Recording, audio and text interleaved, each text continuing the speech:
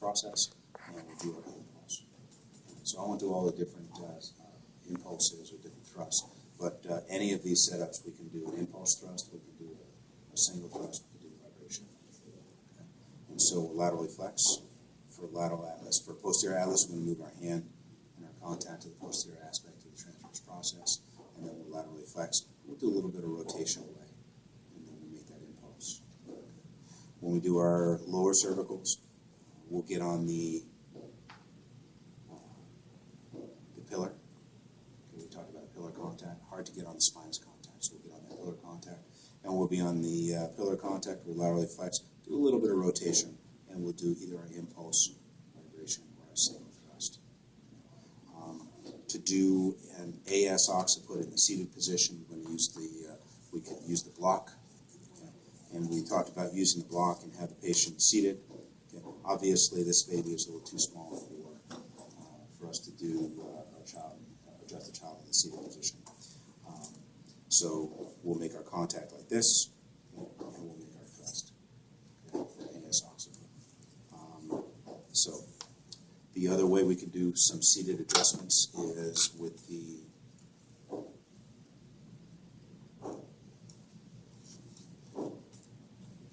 and we can have that child seated. Okay. We'll have the child seated. We'll set the drop, and we can make that thrust. We'll use this for an AS occiput seated. If we turn the child sideways, okay, we could actually adjust a lateral atlas. Remember, we talked about making our contact here, and we're going to come out here and make that thrust with the lateral atlas. So we can adjust the lateral atlas in the seated position with using the toggle piece. This is not a toggle adjustment. This is more of a Thompson style of adjustment. Right? So we're just going to make that sustained thrust. Questions about that? We could do this with mom, the child sitting on mom's lap as well. So, let's take a look at how we would do our supine adjustments. So we can do our supine adjustments where we're on the lateral aspect of the transverse process. We're going to laterally flex the child's head to the side, and we could do either impulse or vibration, single thrust. If I'm going to do a lateral and posterior atlas, I'm just going to move my finger to the posterior aspect of the transverse process. Laterally flex. You might do a little bit of rotation. You saw when we work with the little babies, sometimes they laterally flex, sometimes they don't. You know, and so sometimes we just have to adjust them however we can. But ideally, a little bit of lateral flexion, a little bit of rotation, and then we do that impulse on the posterior arch. In the supine position, we can actually get onto the LPJ or the pillar.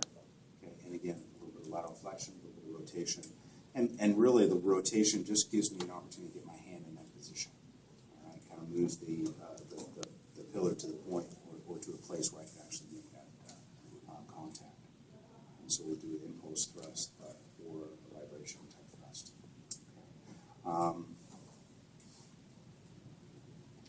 The AS occiput in the supine position. We'll have the child in the supine position. We can use the block. With this, we're going to make sure that we have our hands out over here, okay? And we can make that thrust just like this. Or if we wanted to use it without the block, we're going to take our fingers. We're going to hook the base of the occiput, and we're just going to lift up on the base of the occiput. So we flatten out the cervical spine. We're just going to lift up on the base of the occiput, and it's just a little pull. If we have an occiput that is inferior, okay, we'll get out onto the mastoid process, and we'll just lift up this way. So the thrust is going to be up this way for an inferior occiput. Okay. So sometimes you'll have an occiput that's inferior on one side. The way we tell that is through our motion. Okay. We're just going to lift up on the occiput, and you feel some restricted motion. Remember, when we're using the supine adjustments, we're going to keep our hands outside this child's field of vision. All right? We're going to get in there. We're going to make our contact. If the child squirms around, puts the hands up, and just move your hands out of the way. Let them settle down, and you go right back to what we were doing. In the prone position, or let's talk about the sideline position. With the child in the sideline position, we can analyze the spine in this position, and we can adjust the spine in this position as well. So I could adjust from as far up as the lower cervicals all the way down to L5. Very difficult to adjust the sacrum and the pelvis in this position.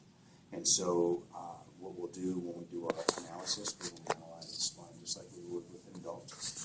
We're going to feel the muscles, we're going to feel the T-cubes, we're going to feel the spinuses. We're also going to do some just this gentle PDA glide motion. But we can do this from C2 all the way down. Just feeling for PDA glide restriction. So if we find a subluxation, we can do a single contact, like a single hand contact, and get on the transverse process, and it would be an impulse or migration. We could actually do a bimanual contact. We're actually using 2 fingers. Now this is a infant or newborn, and we could actually make that thrust this way. And we could do this from, again, C7 or so down to L5. In the prone position, and this is for infants and newborns up to, let's say, grade school, toddler. Depending on the size of the child, will depend on what contact it is. And so if I'm using, if I'm making an adjustment with an infant or a newborn, I might use the tips of my index fingers. Okay? I might actually need to use the tips of my pinkies if the child is really small. Okay? As the child grows, I'm going to use the tips of my thumbs. So we'll do that as a bimanual contact, okay?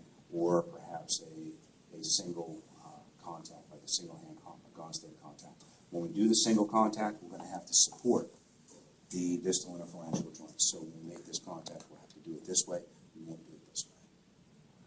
So if I'm going to use a single transverse, for example, I could actually do an adjustment. I'm going to have my fingers in this position, holding that distal interphalangeal joint, and then making that thrust. If I want to, I can get on the spinous process, like Gonstead style spinous process. So I can make my spinous contact, okay, and I'm going to lift it. As you would with a Gonstead style of adjustment. We could actually do this in the supine position, but down in the lower lumbars. Okay, and I'll show you how my hands are. As the patient will be in this position, I could actually analyze the spine in this position. And so when we make our contacts, we're going to make our contacts in the mammillary process, and it's going to be this type of adjustment. So it really depends on the child. If the child's real small and you can get on those lumbars, in the supine position, you could actually make an impulse or maybe a vibratory type of adjustment. You could do this in the supine position. Sometimes the supine position is preferable because the child can kind of see you, and you can kind of make that connection while you're making your analysis and your adjustments down below. So, doing okay so far? The pelvis. Okay, pelvis in the supine position. What we're going to do is we're going to grab the PSIS with our chiropractic index finger, and we'll grab the ASIS with our thenar. And basically, what the adjustment would be just a rocking motion. Okay? When we do that rocking motion, we need to take our opposite hand and support the sacrum. So we're going to support the sacrum, grab the ilium. Okay. If I have a PI ilium, okay, I'm going to make the adjustment and I'm going to rock it, okay, rock the ilium up, okay, if I have an AS ilium, I'm going to rock the ilium down, okay, so I could do this in the supine position, right, or I could do this in the prone position, okay. Prone position, the thenar is going to be on the PSIS, I'm going to contact the ASIS with my fingers, and then I'm just going to take either a thumb or a thenar and just support the sacrum, and I'll just rock the ilium. When we talked about the lumbars, we actually made a contact on the mammillary process, okay, in the prone position. We straighten the child's leg out, and we extend the child's leg back, and we make that thrust. We can do this from L5 all the way up to L1. Even T11 and T12, even though the psoas muscle doesn't go up that far, the extension will help with that adjustment. And so that's one way of actually making an adjustment in the prone position. Okay. Some precautions with this: you don't want to extend the child's leg too far. If the child has a congenitally dislocated hip, okay, some hip dysplasia, then we're going to be very aware of that and be careful with this. So we may not even do this adjustment, okay, depending on the child's condition. We could adjust the PI ilium in that position as well, where we make our contact with the thumb on the posterior inferior aspect of the PSI. And we'll just straighten the leg, extend the leg back, and then make the adjustment. So we can adjust the PI ilium in that position. With toggle, I want you guys to be able to do a toggle.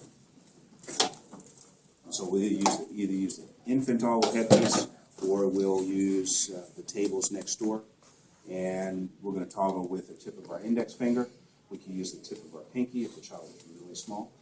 All right. When the child is large enough where you would use the tip of the thumb, you could probably get in there with a piezoform. All right. Although the tip of the thumb gives me an opportunity to get on that contact with a larger contact, all right, more like a piezoform, if you will, without having a lot of my hands in there. I think what you'll find is the tip of the index finger is going to be the contact that you use most. And so basically what you're going to do is you're going to bring your hands together, grab the distal interphalangeal joint at the tip of the finger, and just make the adjustment. So we want to be able to make that adjustment with the drop head piece. If I have a child who has an atlas that's lateral, my contact is going to be lateral to medial. If I have lateral and posterior, if I feel lateral and posterior atlas, I'm just going to go to the posterior aspect of the transverse process. And so, not necessarily, I should say the posterior lateral aspect. So you're actually going to be on the tip of the transverse process, but you're going to be on the posterior lateral aspect. If you have an anterior, you'll be on the anterior lateral aspect. It doesn't matter what side you stand on the child, whether it's in the front of the child or behind the child. It does not matter. So you can stand in front of the child to do an anterior if you want to. Okay.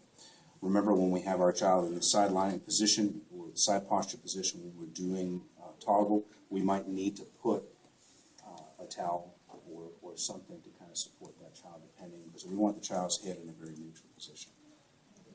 So, is that it? What the side posture lumbar? Side posture lumbar.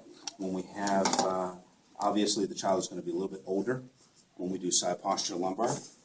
But when we do our side posture lumbar, it's not going to be this kind of a movement. All right, we're not going to do that with the child. What we'll do is we'll take this part of our hand and we're going to put that on the child's backside. We're going to make our contact with the tip of our middle finger or our index finger, and we're just going to roll the child over just a little bit, and we're going to make the thrust. So it's just going to be an impulse type of a thrust like this. As the child gets older, you could do a little bit more rotation.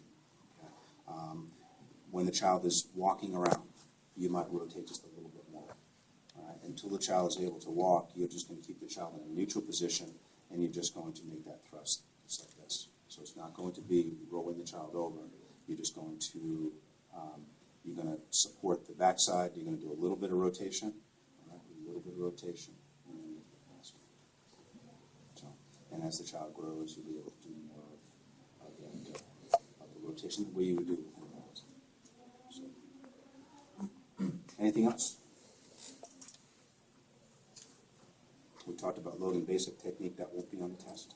Okay. But when we do our Logan Basic contacts, we're going to do our Logan Basic contacts with our infants with the tip of our pinky. Remember, we're going to get on the sacrotuberous ligament. We're going to make our contact, and we're going to lift up. All right, and our line of correction is going to be towards the opposite shoulder. So, contrary to what Dr. Decken says, we don't always use our thumbs. Logan Basic. So, questions?